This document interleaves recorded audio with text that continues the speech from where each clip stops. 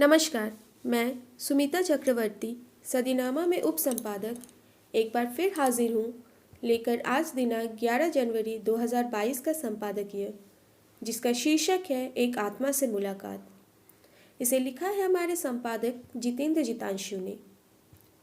भूत, प्रेत, आत्मा, पिशाच, रूहानी ताकतें जो इंसानों के इर्द गिर्द ही मंडराते हैं पर अदृश्य हैं।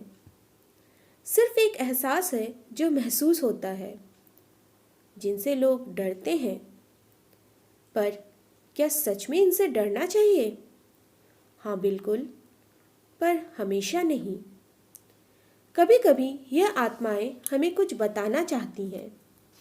उनकी कोई इच्छा जो अधूरी हो, उनका दर्द, उनकी आत्मकथा, उन पर हुए अत्याचार जिसके न्याय प्राप्ति के लिए वो बिना मोक्ष पाए इधर उधर भटक रही हैं।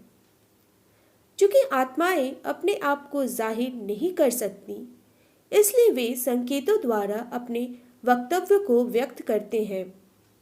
परंतु क्योंकि अधिकतर लोग इनसे डरते हैं, इसलिए इनसे दूरियां ही बनाना पसंद करते हैं। और कुछ निर्भीक लोग संयम पूर्वक इनकी मनोदिशा को समझने का प्रयास करते हैं। और ऐसी ही एक सच्ची घटना से रूबरू कराता हमारे संपादकीय का एक आत्मा से मुलाकात एक नारी पर हुए अत्याचार का वर्णन करता है। आगे बढ़ने से पहले दोस्तों, आप सभी से निवेदन है कि संपादकीय अच्छा लगे तो लाइक ज़रूर करें और चैनल को सब्सक्राइब करें। और सबसे पहले नोटिफिकेशन पाने के लिए बेल आइकन को दबाना बिल्कुल ना भूलें। आइए अब कहानी सुनते हैं। जिला आगरा की सुनसान सड़क से गुजरते हुए एक आत्मा से मुलाकात हुई। मान लेते हैं उसका नाम हेमा है। आत्मा ने कहा, कुछ सुन लो। मैं भी रुक गया। उसने सुनाना शुरू किया। यह कहानी एक सच्ची घटना पर आधारित है।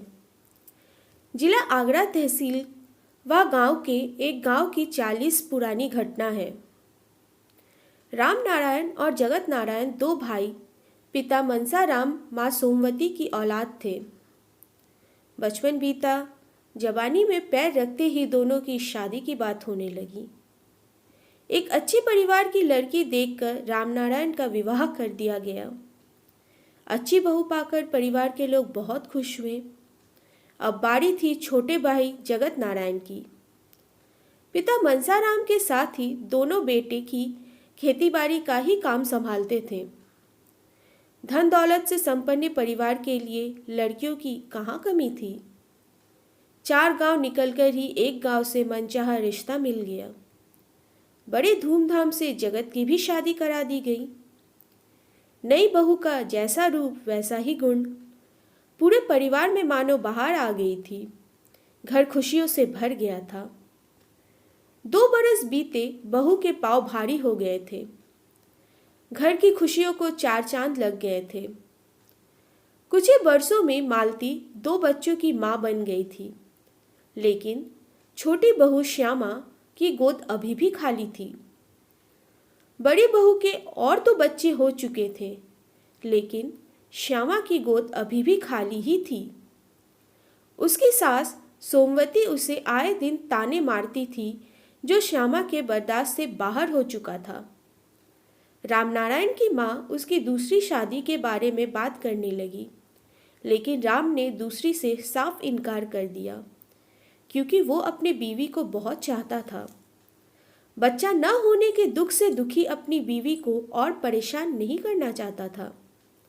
उसे पता था कि अगर उसने दूसरी शादी कर ली तो श्यामा और अकेली हो जाएगी, लेकिन सास और दूसरे लोगों के ताने सुन सुनकर श्यामा को भी यही सही लगा कि उसे बच्चे के लिए अपने पति की दूसरी शादी करा देनी चाहिए, और उसने अपनी ही छोटी बहन के साथ अपने पति की शादी करा दी। दिल पर पत्थर रखकर पति की शादी तो करवा दी श्यामा ने, लेकिन यह तकलीफ वो सहन नहीं कर सकी। पति तो नई बीवी पाकर धीरे धीरे श्यामा को लगभग भूल ही गया, लेकिन श्यामा की मानसिक स्थिति दिन ब दिन बिगड़ने लगी थी। वह हर किसी से यही पूछती थी, क्या मैं सुंदर नहीं हूँ?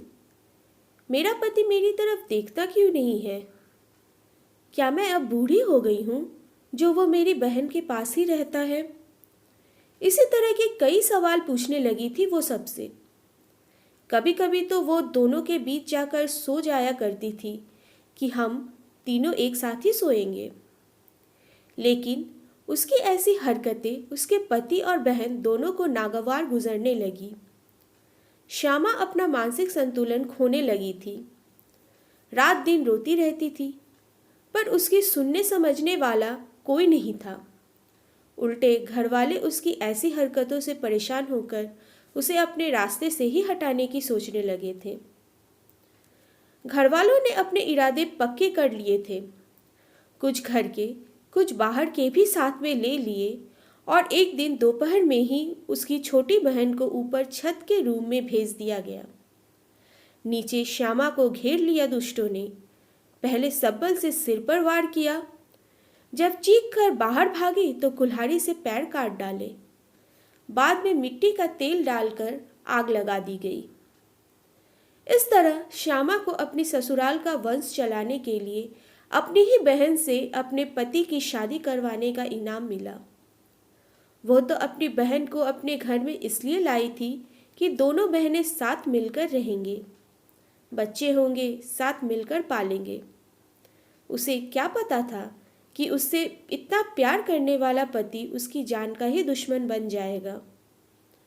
पुलिस के आने से पहले ही दाह संस्कार कर दिए गए, सबूत मिटा दिया गया। हमारे समाज में सदियों से ऐसा ही होता आ रहा है। जो किसी की भलाई करता है उसी को इस तरह के इनाम दिए जाते हैं। अपने बलिदान की कीमत श्यामा ने अपनी जान देकर चुकाई थी। पता नहीं कब तक ऐसा ही चलता रहेगा। मैंने पूछा, क्या करूं इस कहानी का? बोली, इसको दुनिया को बताओ। अब उसकी बात मानते हुए संपादक यही दे रहा हूं। पाठकों से क्षमा याचना सहित आमीन। तो यह था दोस्तों 11 फरवरी 2022 का संपादकीय, जिसका शीर्षक है एक आत्मा से मुलाकात। कल फिर मिलेंगे किसी नए विषय पर अगले संपादकीय के साथ।